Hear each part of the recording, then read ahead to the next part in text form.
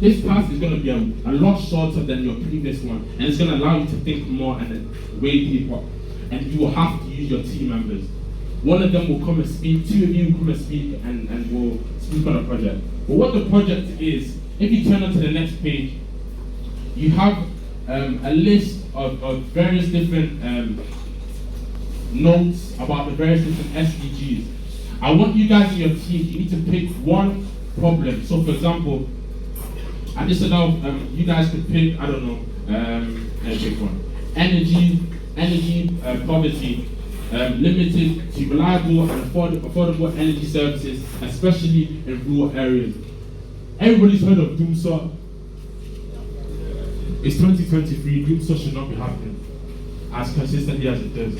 So as engineers, what do you want to do? You want to kind of reimagine, look at the problems at our hand, we want to reimagine what it could look like. Are we going to look at the grid? Are we going to change the landscape, the distribution centers? What are we going to do to kind of combat this? So in your briefs, we want to briefly allow you to work in teams, and we want you to think about how we can combat these issues. We want you to pick one of these. It doesn't matter if another group does the same as you. We want you to pick one of these on this page, and want you to think of a solution that you think could be embedded to impact and to find a solution to these issues.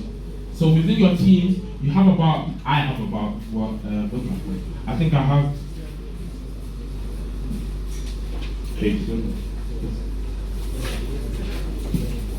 okay, I have about 10 minutes, 10-15 minutes. I know it's not enough time for you to.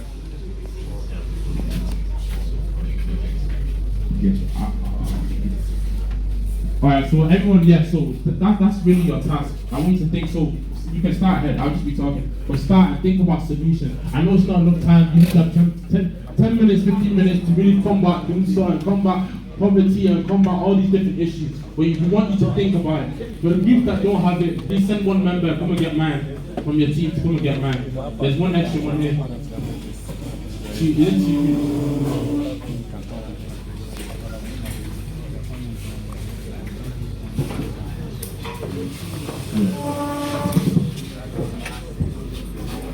Does every group have the sheet you don't have the sheet? Which group doesn't have the sheet? Okay, I'm sorry. If any of you guys have the studying, and then he's gonna break down the problem that he has, the sustainable development goal, maybe. I'm not sure if you write that down. Okay, sure. So make sure your groups, you guys know the sustainable development goal, and then he's just gonna break down the solution. So yeah, everyone, give him a clap and yeah.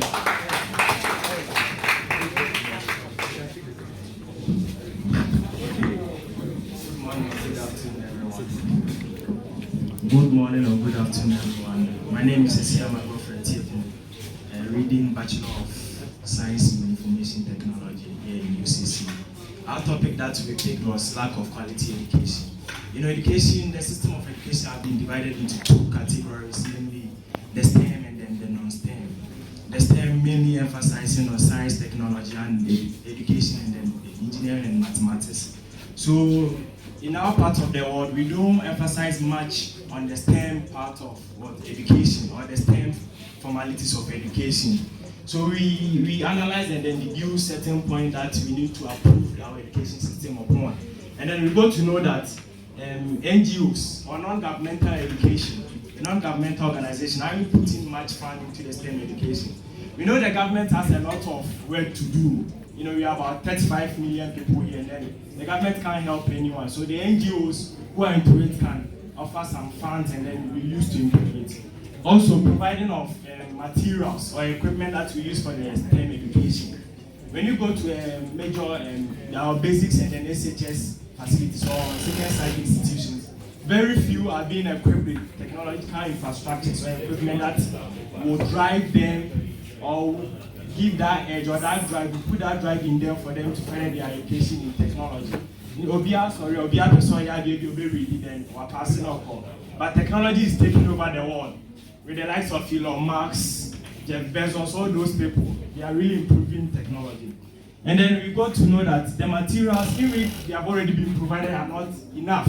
And so yeah, say we pursue robotics, computer crowd, they their basic softwares are to media robotics, and then they are not being provided, or they don't have much knowledge about this. So this is our problem that we identify, and this below are the few things that we know that we will do to help improve the STEM education in Ghana. Thank you very much.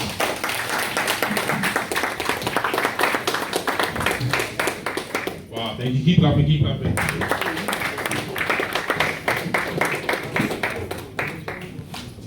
We are streaming live on Facebook, so you just search for Young Engineer Summit and you have it. Share the link, please. Make sure you listen to these guys. Some of the ideas that they'll come and speak about, you'd be surprised that they can actually be implemented. So really take note into what they're speaking about, but you just never know the implementation. So next, we're going to welcome our next engineer, young engineer. So give him a clap and welcome.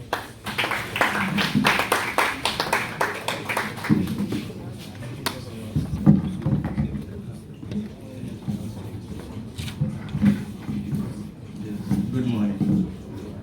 My name is Benedict and I'm from Adisadel. I'm studying general science with biology. For our project, we took the 7 SDGs, that's energy poverty, limited access to reliable and affordable energy services, especially in rural areas. So we all know that here in Ghana, most of the rural places such as Axim and Sidriyos and others don't have enough electricity, which prevents them from undertaking doing jobs and other stuff like learning for those in second cycle institutions like this. So our project was based on removable energy to provide a continuous source of energy for those in the rural areas. So we took 2 places in Ghana, the northern region and the southern part of Ghana. For the northern region, our project is based on a solar farm, which is supposed to, we know that in the northern region there is enough sunlight, which they experience sunlight throughout the year. So our project is designed to use solar panels will be too expensive for this project. So we decided to use CDs, compact discs, which can be recycled into solar panels that can absorb the sun's energy and convert them into electrical energy for the people there to use. In conjunction with this, the northern region also experiences winds throughout the year. So then we will be using windmills in conjunction with the solar energy to help provide more energy for them so that they don't run out of electricity throughout the year. And this will be very affordable, as the compact discs will be very cheap. And the windmills are also cheap to produce. Then the next part of our solution, that is southern Ghana, we considered the western region, for example, Axim. Axim has rainfall throughout the year, which means they have steady streams that run throughout the year. That's why they have the tropical rainforest. So with that, we use hydropower to produce electricity by constructing dams, maybe small dams that will provide electricity throughout the year. Alongside, we also use tidal energy. That is Ghana's coastline. Ghana has a wide coastline compared to other countries, and sometimes we experience high tides during the year. So we can use tidal energy during those high tides to spin the turbines, which will then provide energy. The turbines will spin the motors in a reverse direction, providing energy. And this can be used to provide energy for the southern Ghana throughout the year. And this is also a reliable source because we don't have to use any form of equipment or anything to produce that energy. Wow.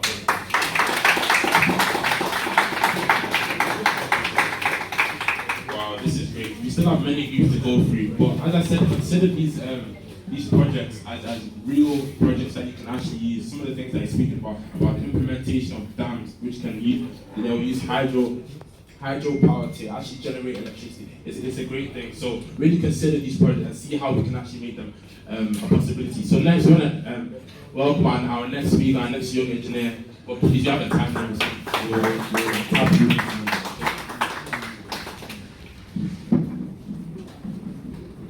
Hello, my name is Dennis Derry. I'm a third year student of doing science in St. Augustine's College. So we decided to present to you some solutions to energy poverty. And then it's come to our notice that in Ghana we have two common sources of energy. That's solar and water. So we decided to bring to you one that's not so common and that we could implement. Because I'm sure we'll all come to the realization that we still get power outages. Well, it's not as frequent as before, but then we still get them. So we want to present to you another solution. So I'll begin with piezoelectricity. So piezoelectricity has to do with round crystals. They look like a plate. This is a small circular plate. It'll be this size for a small one, but then you could get them in bigger sizes. So what they contain is silicon dioxide crystals. So these crystals generate energy as a result of compressions and decompressions. So if this is a piezoelectric tile, if I tap on it and I connect it to probably an LED, which we've tried in school as a class, it's going to light it up. So I can keep tapping and I keep seeing the bulb flicker. So you can decide to harness this energy by using a capacitor. Now, how do we harness this energy on a large scale? We could get these tiles on probably apart. We could probably get one underneath every single tile here, with probably a pointed piece underneath the tile that's going to be hitting the crystal. So once I step, it's going to hit one crystal. That means we have some energy harnessed on this tile. And once we have, I think we have over 30 people here, imagine the amount of energy we would have harnessed if everyone was walking around. And we had this all over UCC. We could harness so much energy, and that could help us solve some of Ghana's electricity problems. So,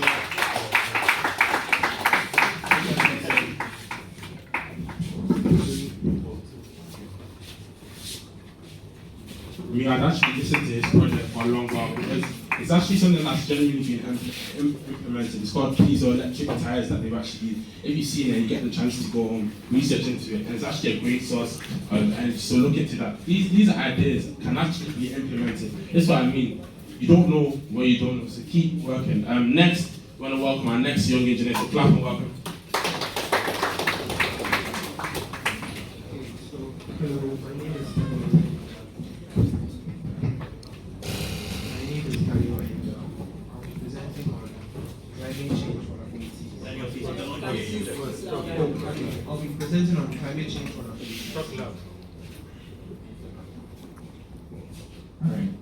So we are all aware of the effects of climate change all around the world. Currently, some places in the world are experiencing heat waves, some places droughts and other major effects. So we know of changing weather that is happening in Ghana. Recently, we've seen that it seems like we're experiencing delayed rains and delayed dry season, and harmful gases being released, heat waves, and not in Ghana, but in the northern and southern hemispheres, and melting glaciers that are causing high tides. So that's the reason for the recent, is it Adana flooding? Yes, the high tide. So our solutions are, for agriculture, we are thinking of irrigation systems. So during the rainy seasons, we want to encourage farmers to collect more water, store them over time, and use them during the dry seasons, and limit livestock farming. So livestock farming is one of the contributing factors for climate change because of the gases that are released during the farming of livestock. So, for instance, a farmer rears 2,000 cattle and they all produce feces. And the feces, we might not know, but it actually releases these CO2 gases that go up into the atmosphere and deplete the ozone layer. And so we want to set laws, we want to encourage the government to set laws to limit livestock farming. And with solutions for the weather, we're thinking past passed policies to limit the use of gases, these harmful gases, like the CFCs, the CO2 that comes from cars, that comes from refrigerators, passed laws to limit those. Also, we want to encourage the government to reduce imports on electric vehicles. So currently, to import an electric vehicle into Ghana, it's very, very expensive for some reason. So we want them to pass laws that will limit the import duties on those. Alternative sources of energy, solar, as my previous panel spoke, solar, tidal, wind turbines, they explain a lot on that. And also promote recycling culture. We don't have any recycling facilities in Ghana. They are very, very limited. I only know of Zoomland and I think 2 other companies. We want government to also make these industries more favorable to people so that we can recycle the waste that we see on the streets, because it's not doing anything, it's just lying there. So it's better if they are put to good use and recycled for other products. Thank you very much. Sure, thank you. That was really good. That was really good. Keep clapping, keep clapping. See, welcome my final young engineer.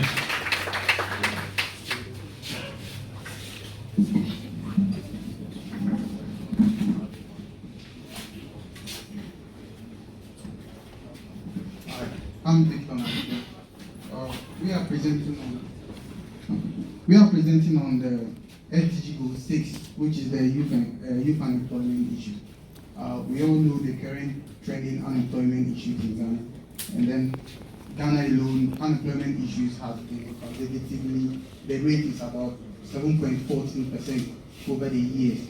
And then even we know government itself has tried to mitigate these issues by introducing social policies. That was in 2006, we had something like NYEP, National Youth Employment Program, which has been changed to GIDA.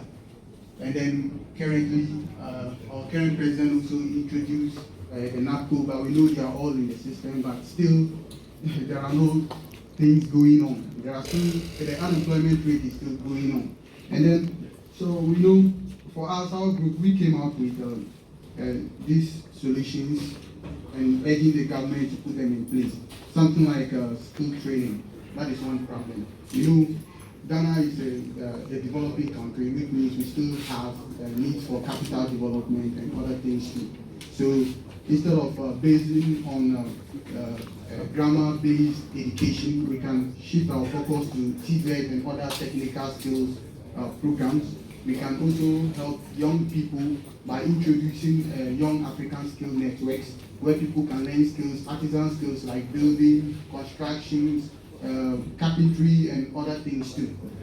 We also came up with another thing, like the government can put in more investment in capital development.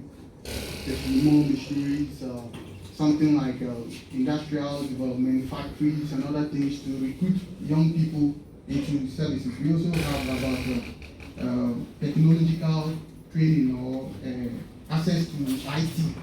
So young people can avail themselves with the growing trend of technology, machine learning, and other things too. However, we know that even in the modern sector, we know there are interventions like the USAID and other things are doing well by introducing these programs. We have something like GDCA, we have YEFO, they are training young people in all skills of money. People can now build KVIPs and then they build them to make money for themselves. These are skill training. People who didn't, and then we know there are also skill training in prisons now by these people who are doing well by training them. So when they get out, they will have something doing. So I think all these things can, when put in place, can help at least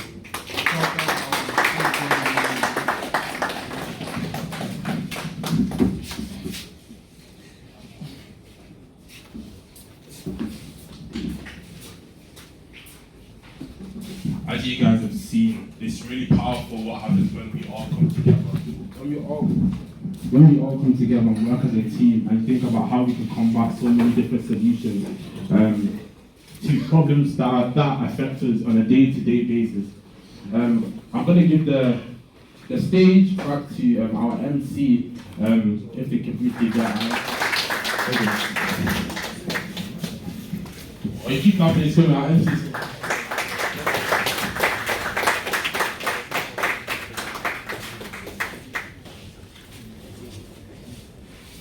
adding to what our young brothers and engineers have said. So I think they left out the biomass. We know that in most areas in Ghana, we produce a lot of waste. So the biomass too is over there. It can be bent and to heat water and 10 turbines to also produce electricity. So in the areas where we have high waste, all these waste products can be organized into one area and used to generate electricity, which will in turn get us more factories areas where those electricity can be used. And this has also affected our healthcare centers. We know in rural areas it's very difficult to get those healthcare centers. So when we apply all this method using the hydropower, the biomass, and even the geothermal energy is also one. It's a pure. Some areas also have high geothermal energy. They produce high, so we can use that also to produce electricity. Wow. Wow, clap. It's actually a great thing that you just said, because I actually worked on something similar with them. Prior to this, I did a student engineering project, and we worked on something to do in Nigeria and Lagos, and kind of they have the biggest waste dump in the whole of Africa. So we looked at how we could actually use that and turn it into renewable energy. So that's great. So yeah, let's welcome our MC who will come and facilitate the rest. So that's it for me. I'm around, so if you want to ask me any questions, I'm